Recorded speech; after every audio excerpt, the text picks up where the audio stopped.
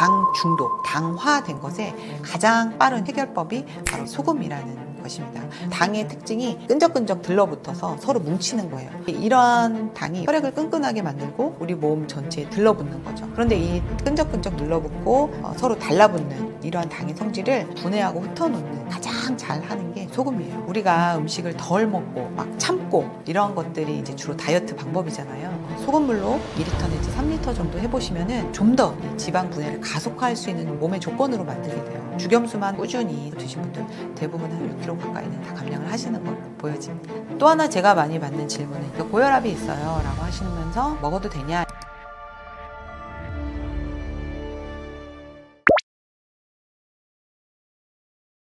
저는 비만의 원인이 서구식 때문이다 라고 단정하는 거에 공감하지 못하는데요. 그 이유가 과거에는 저희가 비만이 많이 먹고 덜 움직여서 라고 생각을 해서 적게 먹고 운동 많이 하자 이렇게 이제 많이 비만 이론을 많이 이야기를 했어요. 근데 실제로 그렇게 해보니까 비만이 잘 해결되지가 않았던 거죠. 그래서 이제 최근 연구 결과로는 이제 비만의 원인이 정제 탄수화물, 밀가루, 설탕 이러한 어떤 정제당이다. 그래서 이로부터 이제 고혈당이 발생을 하고 고혈당 상태에서 이제 인슐린이 과다 분비되면서 인슐린이 혈중에 굉장히 높은 농도를 유지하게 되면 인슐린의 역할 중에 하나가 세포 속으로 당을 집어넣는 역할도 하지만 사용하게 하는 역할도 하지만 지방을 저장하게 하고 지방을 분해하는 것을 억제하는 그런 역할을 한다는 것을 알게 됐습니다. 그래서 결국에는 서구식 음식이냐가 아니라 음식이 달아진 것, 당분을 많이 사용하는 것, 탄수화물을 누적되게 섭취하는 것, 이것이 이제 비만의 원인이라는 것을 알게 됐죠. 그래서 이제는 서구식 음식이냐, 아니면 한식이냐, 아니면 채식이냐 이런 논리에서는 이제 벗어나야 되고요. 결국에는 설탕과 밀가루와 같은 정제당과 같은 이 단 음식을 많이 먹느냐,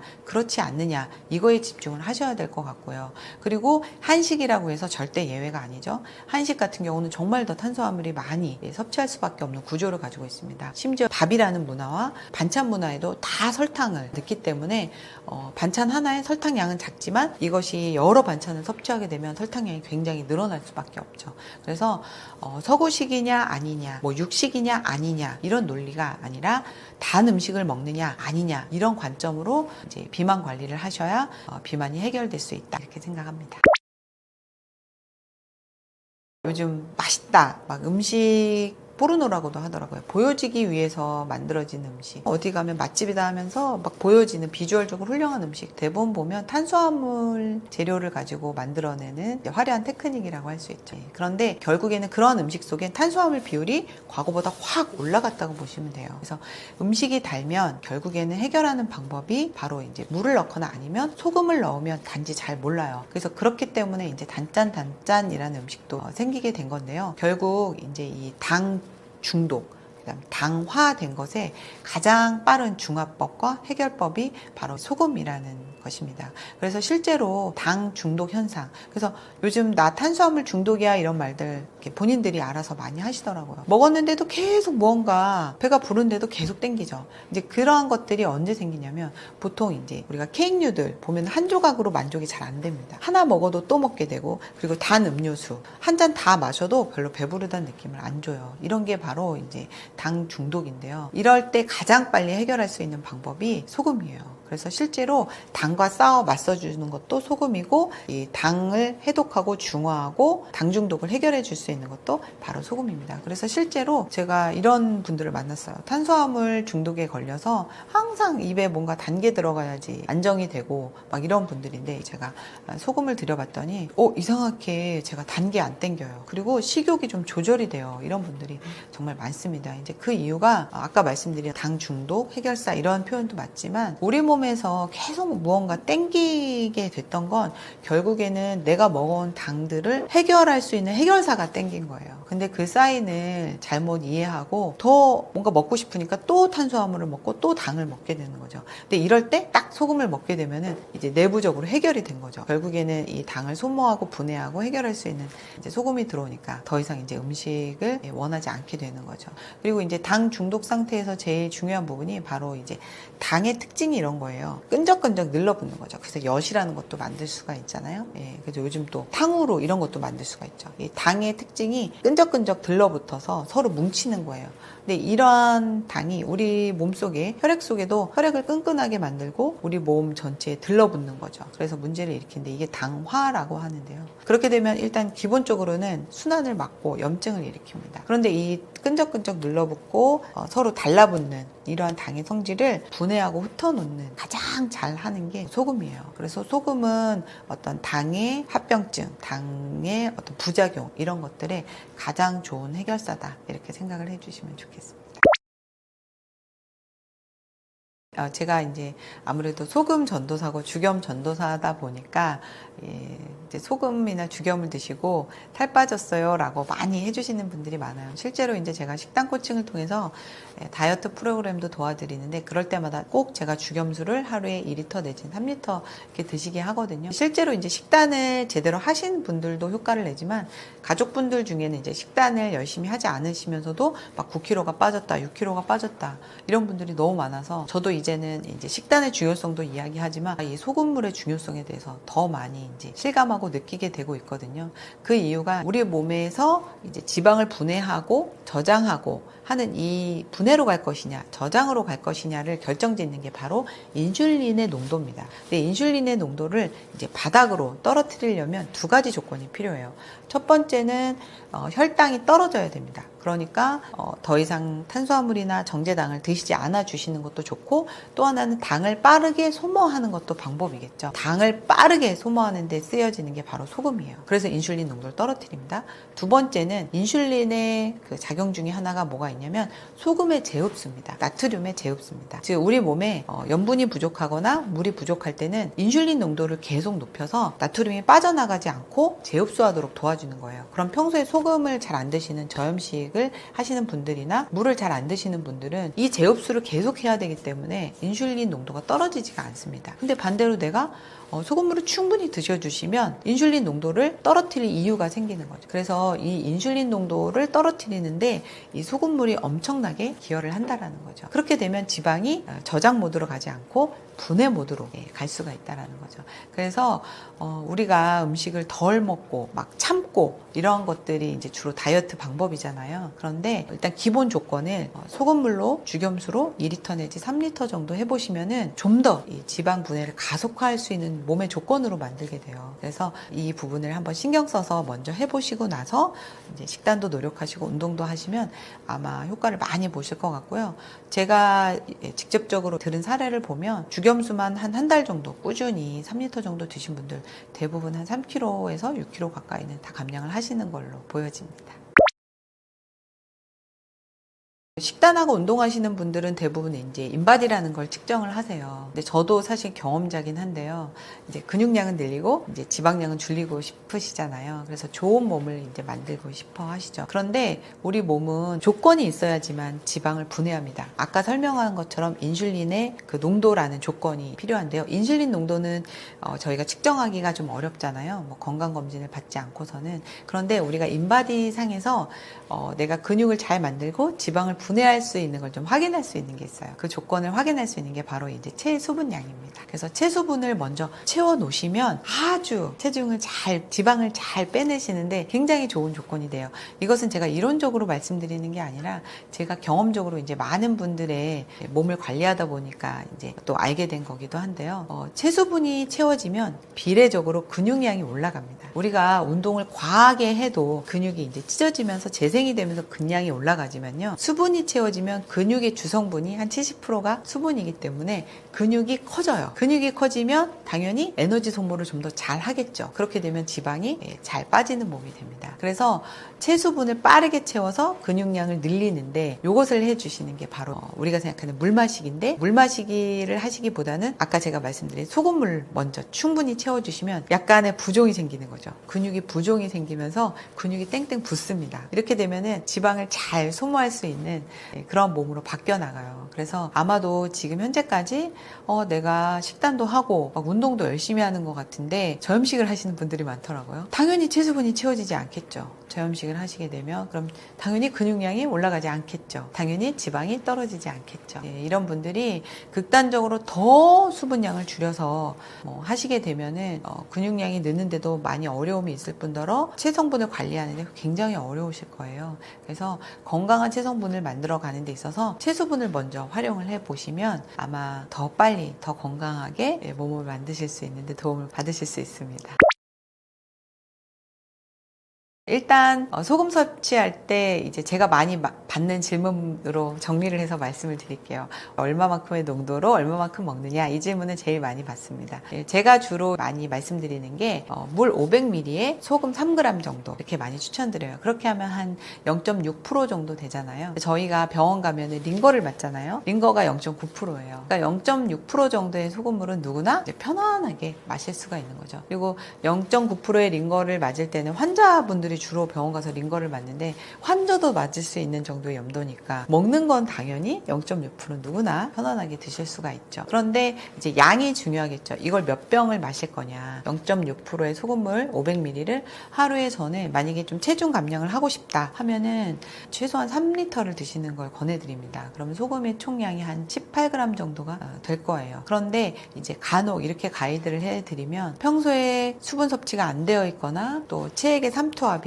0.9%가 망가져 있거나 저염식을 하신 분들 같은 경우는 굉장히 심각한 부종이 옵니다. 그래서 제가 이런 분을 봤어요. 하루에 커피 7잔 마셔요. 저는 물을 안 마셔요. 이런 분들 같은 경우는 아침에 눈도 못 떠요. 그래서 그런 분들은 처음부터 18g을 드시게 하지 않고요. 그런 분들은 한 2리터, 그러니까 그리고 3g보단 한 2g 정도, 그래서 하루에 10g 내외로 드셔보시고 이때 부종이 생기면 하루 정도 쉬어주세요. 그러면 알아서 빠져나갑니다. 부종이 없다 그러면 이제 10g에서 11g, 12g 이렇게 차차 늘려가서 18g까지는 충분히 드실 수 있으니까 늘려주시면 됩니다. 이 소금의 배출 능력은 사람마다 다 달라요. 그런데 이게 고정값은 아니에요. 그래서 훈련하면서 차츰차츰 늘리면 얼마든지 드셔내실 수가 있어요. 그래서 하루에 나트륨 배출량은 보통 1600g이라고 할 정도로 굉장히 많습니다. 그런데 개인차가 있기 때문에 조금씩 드시면서 이제 내 몸의 반응을 보면서 늘려주시면 될 것 같고요. 저는 건강인들은 누구나 하루에 충분히 드실 수 있다고 생각하고 저는 하루에 20g 이상, 많이 먹을 땐 40g도 먹고 있으니까. 그리고 이제 이런 질문을 또 많이 하세요. 이제 밥을 먹을 때 들어오지 않느냐. 그러니까 제가 말씀드린 대로 추가로 18g 드셔도 이제 식사로 10g 정도 드시는 거는 전혀 문제가 없습니다. 그런데 이제 각자의 소금의 총량은 제가 계산해 드릴 수가 없잖아요. 결국에는 이제 부종이나 두통 이런 것들을 보면서 내 소금의 배출량이 이 정도구나 라는 걸 보시면서 줄이기도 하고 늘리기도 하시면 될 것 같고요. 또 하나 제가 많이 받는 질문은 이제 혈압인 분들이죠. 그래서 고혈압이 있어요 라고 하시면서 먹어도 되냐 이런 질문을 많이 하시는데 혈압은 혈액순환이 안 되기 때문에 압력을 올리는 거예요. 그래서 순환장애가 원인입니다. 결국 물과 소금이 부족해서 오는 거죠. 소금은 우리 인체에서 가장 잘 혈액을 뚫고 나가는, 혈액을 끌고 다니면서 전신에 전달하는 전달자라고 생각을 하시면 돼요. 그렇기 때문에 우리 몸이 맹물이 아니라 소금물로 되어 있거든요. 순환을 잘 시키기 위해서. 그래서 내가 혈압이 있다라는 건 평소에 소금 부족과 물 부족이 있다는 얘기예요. 그래서 이런 분들이 오히려 두려워하실 게 아니라 평소에 조금씩 소금과 물을 드시는데, 이런 분들이 당연히 평소에 소금과 물을 안 드셨기 때문에 어때요? 부종이나 두통 또는 혈압이 일시적으로 상승할 수 있습니다. 바로 소금의 배출 능력이 떨어져 있기 때문이죠. 그래서 일시적으로 약간 상승이 될 수는 있지만 꾸준히 훈련을 하시면서 빼내는 능력을 키워나가시면 오히려 혈압약을 뗄 수 있는 계기가 될 수도 있어요. 그래서 저는 항상 소금이 가장 좋은 혈압약이라고 말씀을 드리거든요. 다만 그것을 어떻게 훈련하고 먹어내느냐, 이게 중요하고요. 실제로 제가 많은 분들의 혈압을 또 소금물로 끊어드리기도 하고 그렇게 하고 있으니까요. 각자에 맞는 소금량을 찾으시고 편안하게 조절해 나가시면 우리가 달리기를 처음부터 10km, 20km 달릴 수 없는 것처럼 매일 5km씩 달리면서 6km, 7km 늘려 나가는 것처럼 소금도 그렇게 훈련하면서 배출량은 충분히 늘려 나갈 수 있다, 이렇게 생각해 주시면 될 것 같습니다. 우리 몸의 세포 액, 혈액, 책 이런 것들이 다 0.9%의 소금물로 이루어져 있습니다. 우리 몸은 왜 0.9%의 소금물일까? 1%도 아니고 그죠? 0.9% 이상하잖아요, 그죠? 0.9%라는 이 수치는 어디서 왔을까? 우리가 지금 이거를 궁금해하시는 분들이 많아요. 이게 바다의 기온하고 연결이 돼 있어요. 바다는 어떻게 만들어졌을까? 그리고 왜 짜게 됐을까? 이거 우리가 좀 살펴볼 필요가 있어요. 제가 책에도 이렇게 좀 써놨지만은, 원시 바다, 지구가 처음 생겼을 때 우리가 이제 상상하잖아요. 그때는 화산도 폭발하고 별들도 와다 부딪히고 막 이런 난리통이 상황이잖아요. 그러면서 그때의 대기 환경이나 바닷물의 환경은 황산과 염산의 바다였어요. 우리가 이제 용암이 끓어넘치고 그때 나올 때 가스들이 나오는 거 보면 알 수가 있고, 지금도 아프리카에 가면은 동부지에 가면 다나킬 평원이라는 데 있어요. 거기도 새롭게 바다가 만들어지고 있는 곳이 있는데, 거기에 가면은 아무 생명도 살 수 없는 바닷물이 나오는 곳이 있어요. 사해는 염도가 높아서 그러지 여기는 그런 것도 아닌데, 거기에는 황산의 바다, 염산의 바다이기 때문에 쉽게 말하면 원시의 그 바다의 모습이 거기에 있는 거죠. 근데 그러니까 황산, 염산은 생명이 살 수 없는 거잖아요. 얘들이 생명의 바다를 바뀌려고 그러면 여기에 미네랄이 들어와 줘야 돼요. 그래서 그거로 계속적으로 바닷물이 증발해서 육지로 가서 비가 내리고 강물이 흘러오면서 이 지구상에 있는 모든 미네랄을 이제 끌고 바다로 모여들기 시작한 거죠.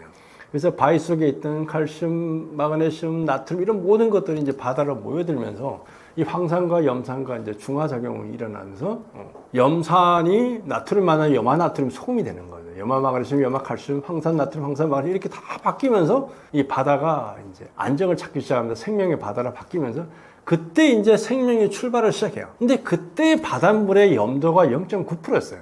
그러니까 생명이 바닷물 속에 탄생했는데, 바닷물을 토대로 해서 생명이 탄생했는데 그 당시에 바닷물의 염도가 0.9%였다는 거죠. 그래서 모든 생명체는 바닷물을 몸속에 간직하게 된 거죠. 거기에서 출발한 게 이제 바다예요. 그리고 생명체죠. 그러면서 이제 그거로도 바닷물에는 계속 육지의 것들이 녹아 들어오면서 점점 조금씩 짜져가 지금의 이제 3.4%의 염도를 갖는 이제 바닷물로 바뀌었죠. 하지만 생명체는 그 만들어질 때 그 모습 그대로의 것들을 가지고 계속 분열하고 진화를 하면서 오늘날의 생명체들의 모습으로 바뀌어진 거예요. 그렇게 해서 0.9%라는 소금물을, 바닷물을 우리 몸속에 간직하게 된 거죠. 혈액을 우리가 흔히 이제 붉은 바다라고 합니다. 혈액 속에는 이제 바닷물 속에 있는 그 어떤 미네랄, 염도 이런 것들이 다 그대로 들어와 있는 거죠. 영양물질은 우리가 이제 먹는 것들이 들어가기 좀 차이가 있지만, 그래서 혈액 우리가 붉은 바다라고 부르는 이유도 이제 거기에 있어요. 생명의 탄생이 거기에 있고, 생명의 탄생할 때 그 조건이 그대로 우리 몸속에 들어와 있기 때문에 우리 몸은 0.9%를 가지고 있어요. 그래서 우리가 끊임없이 소금과 물을 먹어서 0.9% 유지를 해줘야 돼요. 그게 안 되면 우리가 건강이 망가지고 죽게 되는 거죠. 근데 물론 우리가 뭐 하루 뭐 안 먹고 하루 먹고 이게 아니에요. 우리 몸에서 끊임없이 그걸 조절을 한다. 그러니까 물을 적게 먹었다, 소금을 적게 먹었다 그러면 어떻게 해요? 우리 이제 신장에서는 이제 명령을 내려가, 야, 내보내지 마, 흡수해, 이렇게 되는 거예요. 그러니까 땀을 무지 많이 흘렸다 그러면 이제 소변 나올 게 없어서 땀으로 다 나가기 때문에 소변 나갈 것도 없어요. 그래서 우리 몸은 끊임없이 그거를 조절을 해서 0.9% 유지해 간다는 거예요. 그래서 우리가 그거를 도와줘야 돼요. 몸이 0.9% 유지하는데 힘들게 하면 안 된다는 거예요. 물을 안 먹는다든가, 소금을 안 먹는다든가, 미네랄을 안 먹어서 0.9% 유지 못하게 되면 우리 몸은 이제 망가지게 되고 사망을 가게 되니까, 우리가 그 상황에서 0.9% 어떻게 유지하도록 하기 위해서 매일매일 끊임없이 물을 먹어줘야 되고, 소금을 먹어야 되고, 미네랄을 먹어줘야지만 우리 몸이 0.9% 유지해 갈 수가 있게 되는 거죠. 우리 몸이 쉽게 말하면 미니 원시 바다예요. 그걸 우리가 어떻게 유지할 수 있을 것인가 우리가 끊임없이 고민을 할 때 우리가 건강하게 살아갈 수가 있게 된다는 거죠.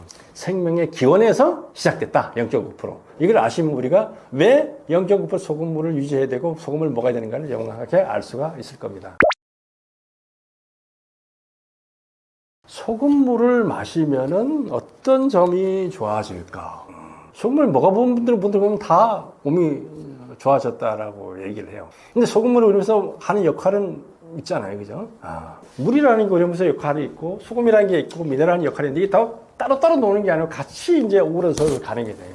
우리가 음식을 먹고 물을 마신다. 그게 이제 입안을 거쳐서 가면, 입안을 갈 때, 입안에서 침이 나오잖아요. 그죠? 침에는 이제 소금도 있고, 효소도 있고, 물도 있잖아요. 근데 우리 침이 하루에 얼마 나올 것 같아요? 하루에 거의 2리터 정도가 나와요. 끊임없이 몸이 순환, 이에 들어가서 위로 갔다가 다시 몸에 흡수돼서 다시 돌아 이익이 되는 거죠. 그죠? 거기에도 물과 소금과 미네랄이 같이 들어가 있는 거예요. 그게 있어야지 우리가 살균작용도 일어나고 효소도 만들어져서 이제 여기서 또 소화작용이 일어나는데 위로 들어가게 되면은 위에는 이제 강경 살균작용이 잊혀져. 그게 염산이에요. 염산은 염화나트륨을 통해서 염화나트륨 분해돼서 그 염소가 수소하고 결합해서 염산이 돼서 그게 염산이 얼마 정도냐면은 한 2 정도 돼요. 우리가 이제 산과 알칼리를 나눌 때 1부터 14까지 숫자로 나눠진데 물은 7이에요. 중성이에요. 그리고 14는 이제 강알칼리고 1은 강산이에요. 근데 2 정도 된단 말이에요. 2 정도면 무지무해요. 여러분들 그런 궁금증 없었어요? 악어가 어떤 동물을 통째로 삼키잖아요. 가마오지 같은 경우는 생선을 그냥 통째로 이렇게 먹어요. 그죠? 살아있는 놈에 통째로 집어넣잖아요. 그게는 악어가 먹는 거는 완전히 다리 하나가 통째로 가면 다리 하나에 그 뼈들이 있잖아요. 이건 먹어가지고 어떻게 저게 소화가 되지? 가마오지가 생선 하나 통째로 먹으면 우리 생선의 머리뼈부터 시작해 등뼈 이게 다 있는데 이게 어떻게 되지? 그걸 해결하는 게 그 염산이에요. 산이 들어가면 이 칼슘이 들어가 있는 중심이 된 애들은 다 분해자가 돼요. 그래서 우리 몸에서 위해상에서 그런 걸 다 분해하고 강산이기 때문에 강산은 생명체를 죽이기 때문에 거기들은 세균들도 다 대부분 죽여가지고 우리가 유산균 많이 먹는데 유산균이 다 어디서 죽냐 대부분이 위에서 다 죽어요. 장까지 살아가는 이런 거 있지만은 그래서 역할이 그거다. 그걸 만들어주는 게 소금이에요. 그 다음에 강산이 됐잖아요. 그 위에서 위산세. 그럼 얘가 그대로 창자를 가면 창자가 산을 견디지 못해요. 그럼 거기에 이제 췌장에서 십장 이런 데서 중탄산 나트륨에서 알칼리 그 소금이 들어가는 게 나와요. 탄산 나트륨이 나와요. 그럼 걔가 딱 중화를 시켜가지고 중성을 만들어가지고 위로 장으로 보낸단 말이에요. 거기서 이제 흡수와 이런 것 작용이 일어나서 영양물질이 소화돼요. 근데 영양물질이 장벽을 통과해서 이제 혈액과 체액으로 들어와야 되잖아요. 그걸 통과할 때 미네랄의 힘이 없으면 삼투압의 힘 이게 없으면 얘가 들어오지를 못해요. 그렇게 해서 들어왔다. 그 혈액을 타고 세포로 갔을 때 세포로 들어가기 위해서도 얘가 있어야지만 압력이 있어야지만 세포로 들어가고 나와요. 그걸 다 결정하는 게 삼투압의 차이에 의해서 결정이 나요. 그렇기 때문에 이 소금물만 제대로 먹으면 우리 몸의 건강 메커니즘이 제대로 다 유지돼 가지고 간다. 그래서 변비를 결정하는 것은 뭐죠? 변비를 결정하는 것은 우리가 물의 양. 그다음에 그거를 장을 만들어주는 대장균의 역할 여러 가지가 결정이 돼요. 그다음 먹는 음식의 자체도 있죠, 그죠? 근데 우리가 이제 잘못 알고 있는데 단백질, 탄수화물, 지방 이런 거는 변으로 안 가요, 그죠? 탄수화물, 지방, 단백질은 우리 몸에서 다 분해돼서 흡수가 돼가지고 기본적인 영양물질로 가는 거잖아요. 근데 그러면 이제 변이라는 게 뭐냐고 해요. 쉽게 말해 똥이라는 거는 뭐냐? 반은 세균이에요. 반은 쉽게 말하는 식이섬유 이런 부분이 돼요. 물론 이제 거기서 나온 찌꺼기들 분해 안 되는 찌꺼기들 좀 있겠지만 그렇게 구분은 돼요. 쉽게 말하면 우리 대장에는 대장균들이 수십 조의 대장균들이 살고 있단 말이에요. 얘들이 이제 그래서 분해 안 된 식이섬유 이런 것들 분해를 하는 작용을 하고 그리고 거기서 계속 분해를 하고 죽고 그래요. 그다음 걔들의 죽은 애들 그다음 식이섬유 분해 안 된 애들이 뭉쳐서 변을 낳아요. 그러다 변을 만들려고 그러면은 대장균들 균이 균도 생명체이기 때문에 얘들도 미네랄 베이스가 안 되면 얘들도 살 수가 없어요. 근데 제대로 미네랄이 들어가 줘야 되고 식이섬유 이런 것도 먹어줘야 되고 그 다음에 그게 물이 첨가돼 줘야 돼요. 이게 변의 문제 해결된다는 거죠. 그런 부분들이 쭉 됐을 때 입에서부터 끝까지 가는 과정이 제대로 되고 흡수가 되도록 이러다 보니까 소금물을 제대로 먹게 되면은 세포가 건강해지고 우리 장기들이 건강해지고 그러다 보니까 피부색도 달라지고 피부 자체도 달라지고 건강도 달라지고 정신력도 건강해지고 이런 부분 모든 부분이 해결이 돼요. 그래서 우리가 소금물인데 미네랄이 제대로 된 소금물을 먹으면 이게 된다는 거죠. 그러니까 우리 몸은 소금만 필요한 게 아니잖아요. 아까는 칼슘이 들어와줘야지 골다공증 문제 해결되고 아연이 들어와 정리 문제 해결되고 그죠? 빈혈 문제는 철분이 들어와야 되고 그죠? 제가 이제 자료 조사하다 보니까 정신질환 치료제로 리튬이라는 미네랄이 쓰이더라고요. 리튬 배터리만 들어가는 게 아니고 이게 정신건강 치료제로 써요. 그러니까 우리 수많은 미네랄들이 각각이 다 역할이 있는 거예요. 그걸 제대로 첨가해줘야지 우리 몸이 알아서 맞춰가지고 이렇게 가는데 그런 것들이 안 되다 보니까 돼요. 우리가 복합 미네랄 제품이라는 게 있는데 그게 들어봐야 몇 가지 안 돼요. 근데 여러분들은 동물 사료, 개 사료 이런 데는 몇 가지 미네랄 들어가 있는지 아세요? 근데 40가지 미네랄이 첨가돼서 만들어져요. 그럼 우리는 미네랄을 안 먹어요. 그 다음에 키껏 첨가해서 복합 미네랄 안에 18가지밖에 안 들어있다는 거예요. 그 수많은 나머지 미네랄을 어쩔 거냐. 그거는 제대로 바다의 미네랄을 살린 소금을 챙겨 먹는 거에서 우리 건강을 찾아갈 수가 있게 되는 그게 들어와 줘야지만 소금의 힘, 미네랄 힘, 물의 힘을 통해서 우리가 건강해질 수가 있다라는 말씀을 드립니다. 소금은 우리 몸에서 독소를 빼내는 핵심 인자, 핵심 물질이죠. 소금이라는 부분은 우리 몸에 들어와서 끊임없이 배출이 돼요. 어디로 나가느냐? 소금이 나가는 통로는 여러 군데로 나가요. 그죠? 하나는 대표적인 소변으로 통해서 나가잖아요. 그 다음에 땀으로 이렇게 나가는 게 대표적인 소금이 나가는 길인데. 근데 이 나갈 때 독소를 끌고 나간단 말이죠. 근데 우리 몸은 이제 특이해요. 우리가 이제 몸이 많이 나가는 게 대변으로 나가는 게 이제 우리 몸에서 나가는 게 있는데, 대변으로 나가는 애는 우리 몸에 흡수된 애가 아니에요. 흡수되지 않은 애가 나가는 게 대변이에요.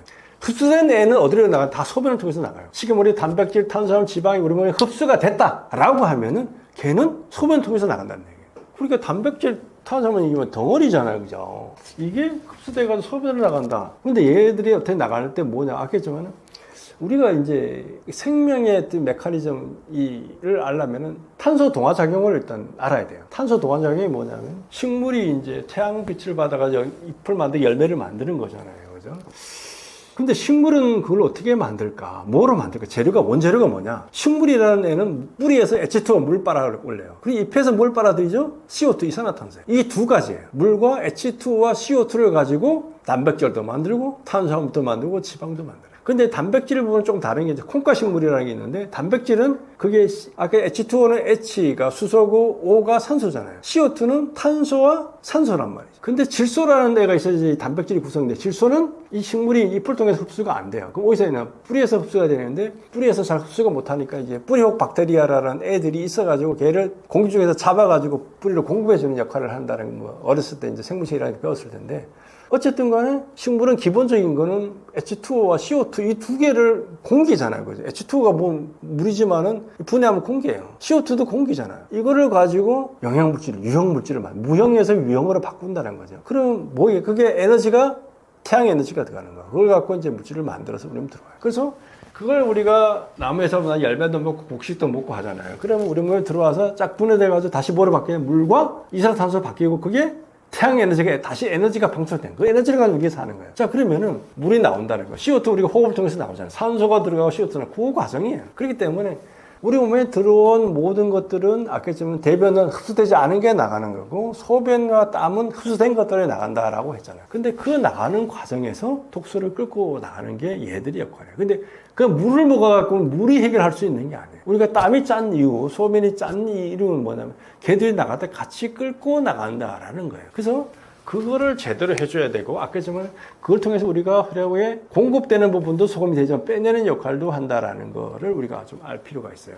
쉽게 말하면 우리 몸은 매일매일 암세포가 수십만 개, 수백만 개가 생겨요. 그럼 우리가 암에 안 걸려요. 지금 잠재적인 암 환자인데 우리 대부분 사람은 암 안 걸리고 살잖아요. 근데 그러면 그 암세포들은 왜 생기느냐? 뭐 유전적인 뭐 이런 얘기하지만 기본적으로 암이 생기는 곳에 보면은 산소가 부족하거나 독소 물질이 쌓였거나 하는 곳에서 이제 암세포들이 생긴다는 거예요. 조건이 안 좋은 곳, 안 좋아서 이 정상적인 세포가 나는 여기서 도저히 뭐 산소도 공급이 제대로 안 되네, 독소들이 쌓이고 이건 오염돼 있네, 이런 상황에서 세포들이 살기 위해서 이상 변화하는 게 암세포의 출발점이라고 많은 사람들이 얘기를 해요. 그렇기 때문에 이 독소 물질들을 빨리 배출해주고 그 구석구석까지 산소들이 제대로 공급돼 줘야 되지만 우리가 암에 안 걸리고 암에 걸렸던 그 세포를 빠리빠리 처리를 해가지고 될 수가 있다는 거죠. 그래서 이걸 빼내는 역할을 하는 게 소금이고, 그렇기 때문에 우리가 소금을 먹어야 되는데, 문제는 이 독소를 빼내는 부분에서 NaCl만 그 역할을 하는 게 아니라는 거죠. 아까 했지만 제가 다른 곳에 얘기했지만 칼륨이 나가려면 나트륨이 있어야 돼요. 나트륨이나 칼륨이 있어야 돼요. 모든 미네랄이 서로 다 포함 관계이기 때문에 이런 것들이 다 균형을 맞춰줘야지만 우리 몸의 구석구석에서 발생한 다양한 독소들, 다양한 중금속들, 다양한 이물질들을 잡아가지고 죽여가지고 분해해서 소변으로 빼고 땀으로 빼고 한다라는 거죠. 이런 것들을 제대로 해줘야지만 돼요. 그리고 우리가 이제 당뇨, 뭐 고혈압, 뭐 암에 걸리고 이제 많은 사람들이 신장 질환을 고생하시는 분들이 참 많은데, 신장이라는 부분이 걸러주는 데잖아요. 걸러주는 데인데, 신장이 이제 질환이 걸린 이유는 부하가 걸려서 그래요. 그러니까 과부하가 걸려서 신장 질환이 생겨요. 과부하 걸린 게 뭐냐면 몸에서 제대로 영양분이 사용돼야 되는데 그 사용되지 못하는 애들, 쉽게 말하면 당 분자라든가 단백질 분자 이런 것들이 분해돼가지고 영양분질을 다 쓰고 에너지를 쓰고 남은 찌꺼기 들어와야 돼. 이게 분자들이 오니까 신장의 이 막에 가서는 분자들은 크기 때문에 걸려버린다. 미네랄들은 작기 때문에 통과가 쉬운데, 근데 걸려버려서 거기서 문제가 돼요. 당뇨 환자들이 대부분 다 신장 질환이 걸리는 이유가 그래요. 당뇨는 우리 혈액에 당이 많아져서 걸리는 거잖아요. 나타나는 거예요. 그러면 당이 돌다가 어디 가면 신장으로 간단 말이에요. 신장에 가서 과부하가 이제 걸리게 되니까 거기서 이제 그런 문제들이 생기는 거예요. 그리고 또 하나는 우리가 물과 소금을 충분하게 섭취를 하면 재활용 비율이 떨어진단 말이에요. 근데 우리 그걸 제대로 섭취 안 되면 신장에다 계속 끊임없이 재활용하려고 명령을 내리게 돼요. 그럼 신장에 과부하가 걸려서 신장 질환을 가게 되는 경우들이 있어요. 그러니까 평소에 충분한 물과 소금과 미네랄 섭취를 해주면 이런 부하들이 걸리고 해결이 되고 그 독소들이 빠르게 배출될 수 있는 조건들이 만들어진다는 거예요. 그래야지 되는 거예요. 우리가 물을 안 먹으면, 소금을 안 먹으면 소변 양도, 그러니까 땀도 제대로 나올지도 않고 그러다 보면은 어떻게 되겠어요? 그 독소 물질이 안 나오게 쌓여지는 거예요. 그게 다 이제 문제가 된다. 그리고 운동하시는 분들 그냥 물만 마시는데 물만 마시면 안 되는 거죠. 운동할 때 우리가 뭐 2% 부족해서 뭐 다른 미네랄 첨가하는데 다양한 미네랄이 들어가는 게 잘 챙겨서 드시는 게 중요하다. 그러면은 기침부터 염증, 입냄새, 당 여러 가지 질환들의 출발점부터 해결책이 찾아져요. 그래서 건강한 삶을 살아갈 수 있고 그 출발점은 독소를 어떻게 빼낼 거냐라는 문제고 그 독소를 빼는 거는 소금과 미네랄과 물이다라는 것을 말씀드립니다. 그 소금물 먹으라고 하면 어떤 분은 이제 바닷물 먹으면 안 돼? 바닷물도 소금물이잖아. 짠데. 그럼 바닷물 먹으면 안 되냐 이런 얘기를 하는데 바닷물 먹으면 큰일 나요. 우리가 이제 그 난파선이라는 게 바다를 항해하든가 아니면 비행기가 추락하든가 여러 개 돼가지고 바다에 표류하는 경우가 많이 있는데 그 대부분의 사람들이 갈증으로 죽어요. 주변에 다 물인데, 그죠? 바다에 떨어졌으면 주변에 다 물이고 소금물이 건강에 좋다는 소금물인데 그걸 먹다가는 바로 이제 죽음으로 간다는 거냐. 왜 바닷물을 마시면 죽게 될까? 그거는 바닷물은 가장 큰 차이는 염도예요. 바닷물은 3.4%의 염도를 갖고 있어요. 근데 우리 몸은 0.9%의 소금물의 바다고 바다는 3.4%의 소금물의 바다예요. 이 차이가 있죠. 이 차이는 바로 삼탑을 결정을. 자, 우리가 바다에서 난파돼서 바닷물을 마시는 이유는 물을 먹으려고 그래요. 소금 먹으려고 그러는 게 아니라 물을 먹으려고 그러는 거예요. 그죠? 물을 먹고 싶다. 갈증이 나니까 그게 뭐 떼약볕이 내려서 그 그늘 하나 없는 데서 있으면 얼마나 갈증이 나겠어요. 그래서 물을 먹어야 돼서 바닷물을 이렇게 먹게 되면은 그 물이 이제 들어가게 되면 어떤 현상이 생길까요? 우리 몸의 모든 시스템은 0.9%의 시스템에 맞춰져 있어요. 근데 이제 짠 게 들어오는 거예요. 무지 짠 게. 그러면 어떤 생각이에요? 장벽을 두고 얘하고 이제 사이에서 문제가 생기는 거예요. 이 장벽 안이 바깥이 약해지면 이 물이 딸려 안으로 이제 짠 곳으로 물이 가야 되는데 물은 짠 곳으로 이동한단 말이죠. 그러면 어떻게 하면 우리 몸속에 있는 물이 장벽을 타고 안으로 들어와 버린다는 거예요. 그러니까 우리 몸에 물을 공급하려고 했는데 몸에 물을 더 다시 뺏어가는 거예요. 뺏어가서 장 안에 있는 소금물의 물의 양이 늘어나 버리게 되는 거예요. 그럼 그게 이제 그냥 농도가 높아지고 이러면서 장 청소가 되면서 나가버리게 되는 거예요. 우리가 물을 먹으려고 그랬는데 몸에 물을 오히려 뺏어가는 현상이 생겨나기 때문에 그 먹으면은 바로 죽음으로 이제 가게 돼요. 그러니까 그 염도의 차이예요. 그러니까 0.9%의 바닷물과 몸의 바닷물과 3.4%의 차이를 이해를 해야지만 그거 먹으면 안 된다. 또 하나 둘 차이는 뭐냐? 바닷물이 우리가 깨끗한 것 같지만 사실 그렇지 않아요. 바닷물 속에는 뭐가 있어요? 수많은 플랑크톤들이 있어요. 균들도 있고, 그 다음에 물고기 알들도 있고, 뭐 해조류의 포자들도 있고, 엄청나게 많은 것들이 있어요. 그래서 그렇게 그걸 먹었을 경우에 이제 여러 가지 문제가 돼요. 뭐 살모넬라 균도 있다고 그러지만 바닷물 속에는 오만 가지 것들이 있단 말이에요. 그걸 그냥 먹었을 경우 우리 몸에서 여러 가지 문제들이 나타나게 돼요. 그래서 바닷물을 그냥 먹으면 안 돼요. 그래서 섬지역 같은 경우는 해수 담수화 시설들이 돼 있는 게 많아요. 근데 그런 게 6개월 못 가서 다 망가지는 경우가 대부분인데 뭐냐면 관리를 안 해서요. 관리를 안 한 이유는 뭐냐면 바닷물을 그냥 이 RO라는 이 막에다가 들어가게 되면은 이제 마시는 물과 짠물이 나오는데 이 막에 들어가기 전에 이 막이 다 정밀한 막이니까 이게 불순물 다 제거해서 집어넣어 줘야 돼요. 그래서 바닷물에다가 약품 처리를 해요. 그러면 이제 그게 불순물 다 응집돼서 걸러지게 되거든요. 그걸 대사해야 되는데 그 약품 처리를 제대로 관리를 안 하게 되면 그게 이제 미생물들이 번식하게 돼서 여러 가지 문제들이 생겨서 그렇게 현상이 생겨요. 그렇기 때문에 이 바닷물은 우리가 육안에 볼 때는 깨끗한 것 같지만 그게 수많은 생명체부터 시작해서 불순물들이 녹아 있다라는 거. 이거를 그래서 그걸 그냥 마시게 되면은 희석해서 마시면 되지 않나 하는데 그걸 우리가 건강에 오히려 안 좋게 되는 경우가 많다라는 거죠. 그래서 가장 큰 가는 염도의 차이. 그 다음에 바닷물 자체가 그렇게 깨끗한 게 아니기 때문에 바닷물을 마시면 안 된다. 그래서 그러면 이제 우리가 소금물을 마셔야 되는데 소금을 이제 바닷물 갖고 만들잖아요. 그죠? 그러면은 그 소금이라는 게 바닷물 갖고 만드는 과정에서 그런 것들 깨끗한 것들이 다 이제 해결되고 와서 만들어진 소금이 되면 좋은데 그렇지 않은 소금들도 많아요. 이 소금이라는 게 많은 사람들 뭐 어떤 소금이 안 좋아요 그러면 이제 사람들이 중국산 소금요 이렇게 얘기하는 분이 많아요. 중국 소금이 왜 안 좋을까? 궁금하지 않아요? 중국 소금. 그래서 중국의 천일염은 어디서 만들겠죠? 우리나라의 서해 바다에서 만들잖아요. 똑같은 바닷물이에요, 그죠? 서해 바다는 중국의 동해 바다가 있지만 서해 바닷물로 만들잖아요. 중국의 소유 바닷물은 우리나라 소유 그 만드는 천일염이 왜 중국 소금은 안 좋을까 궁금하잖아요. 근데 만드는 방법이 달라서 그래요. 똑같은 천일염인데 만드는 방법이 달라. 우리나라 천일염은 어떻게 하면 다단으로 만들어져요. 그래서 바닷물이 처음에 밀려오면은 뻘물이 밀려오는 뻘물은 무지 지저분해요. 시키면 진흙 밭 위로 물이 밀려온다고 생각을 해보세요. 뻘 위로. 그럼 무지무지 흙탕물이에요. 그럼 그걸 이제 침전지라는 데서 한 이틀 동안 재워요. 그러면 이제 뻘물 이런 게 다 가라앉은 다음에 그걸 다단을 거쳐가지고 한 보름 거쳐 한 열 몇 개의 다단을 거쳐가지고 올 때 그때 3.4%의 바닷물이 26% 정도 되는 건 우리가 그러니까 결정지라고 하는 그러니까 타일 깔려진 곳에 온단 말이에요. 그럼 거기다 하루 만에 햇볕 받으면은 소금이 돼서 그걸 건져내는 게 우리나라 천일염이에요. 근데 중국은 어떻게 만드냐? 호수예요, 호수. 우리나라의 염전의 물의 두께는 1cm밖에 안 돼요. 중국은 1m, 1m 50에 호수에다가 그냥 바닷물 집어넣어요. 그러면은 언젠가는 마르겠죠. 세월이 가면은. 6개월 뭐 가든 어쨌든 간에. 그러면 좀 밑에 소금이 깔아앉아 쌓이면은 다시 물 또 집어넣어요. 그러면 소금 두께가 한 2-30cm 될 거 아니에요. 나중에. 그럼 그거 불도저나 이런 거 밀어가지고. 자, 그럼 이 소금하고 이 소금 어떻게 차이가 나냐? 거기에는 1년 동안 냅두면은 미세먼지, 황사, 뭐 들어갈 거 다 들어가겠죠. 층층이 성분도 달라요. 가라앉는 시기가 다르다 보니까. 그럼 지저분함이 이런 말할 수도 없고 성분도 제각각이 입작하게도 제각각의 소금이 만들어져요. 그래서 중국에서는 법적으로 이 소금을 식용으로 못하게 돼 있어요. 이거를 세척해서 요오드를 첨가한 걸 가지고 합법적인 소금을 유통시켜요. 그런데 우리나라 일본 멀쩡한 업자들이 그거를 그냥 싸다고 해서 그걸 갖고 와서 판단 말이에요. 그러다 보니까 소금이 이상한 거죠. 그래서 이제 그런 거예요. 그러니까 소금이라는 게 그냥 천일염이 다 같은 게 아니에요. 어떻게 만들어졌느냐에 따라서 성분도 다 달라요. 우리나라에 있는 소금, 뭐 구운 소금, 죽염 모든 것도 다 그 어떻게 만들어지냐에 따라 성분도 다르고 효능도 다 각각인데 그것들 제대로 파악을 해서 먹어야 되고 그래서 그 어떤 소금, 좋은 소금 골라서 소금물을 만들어 먹었을 때 우리가 건강해질 수가 있다는 거죠. 그래서 소금물과 바닷물이 같냐? 그래서 뭐 거기 있는 뭐 미네랄 기본들 같지만 그 차이가 있다는 거죠. 우리가 그거를 정확히 알고 소금물을 먹어야지만 된다는 거죠.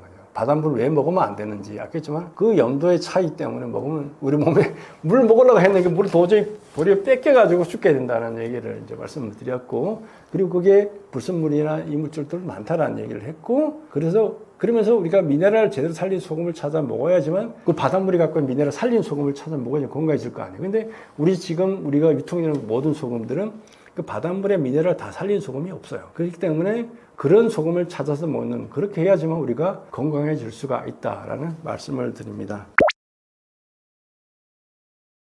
좋은 소금을 먹는 게 건강에 아주 중요합니다. 그리고 우리 건강의 기초는 물, 소금, 미네랄이라고 할 수가 있습니다. 근데 그걸 소금물을 먹으면서 다 해결할 수가 있다는 거죠. 근데 그 소금물에는 미네랄 제대로 들어가 있는 소금물을 먹어야 되는데 우리가 지금까지 알고 있던 소금은 그냥 NaCl이 중심이 된 염화나트륨 중심의 소금이었다는 거죠. 왜 그러면 우리가 지금까지 NaCl 중심의 소금을 만들어 먹었을까? 그건 기술적인 문제도 있고 여러 가지 이유가 있는데 크게 두 가지로 보여요. 하나는 바다에 있는 80여 가지 미네랄이 모두 들어가 있는 소금을 만들려고 그러면 그 설비들이 견디지를 못해요. 염화나트륨은 설비를 부식시키잖아요. 칼슘은 스케일을 만들고 마그네슘이 들어가는 쓴맛이 나요. 이런 것들이 들어가면 기계적으로 제품을 만들었는데 문제가 있기 때문에 이걸 다 제거를 하는 방식으로 소금을 만들어 왔다는 거죠. 그러다 보니까 기술적인 문제가 있고 경제성의 문제가 있다 보니까 그런 소금을 못 만들었어요. 그다음에 그게 마그네슘이 풍부해야 하는데 그게 들어가면 쓴맛이 나니까 이 쓴맛이 음식을 다 베리니까 이거 안 되잖아요. 근데 새로운 소금이 만들어졌다는 거죠.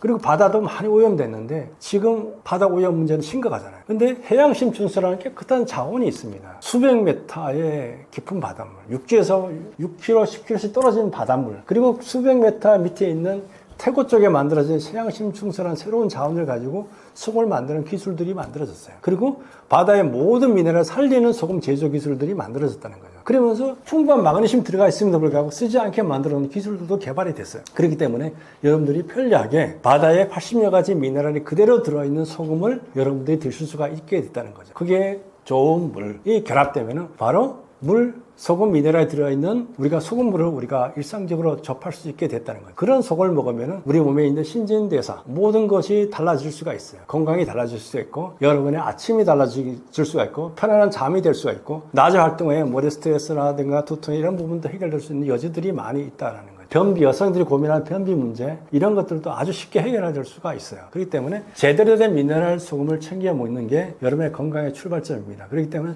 좋은 소금을 고르려면 인터넷 검색도 해보시고 공장도 직접 가보시고 성분표도 확인해서 진짜 여러분에 맞는 소금들 선택해 드시면 여러분의 건강한 생활이 펼쳐질 것입니다. 감사합니다.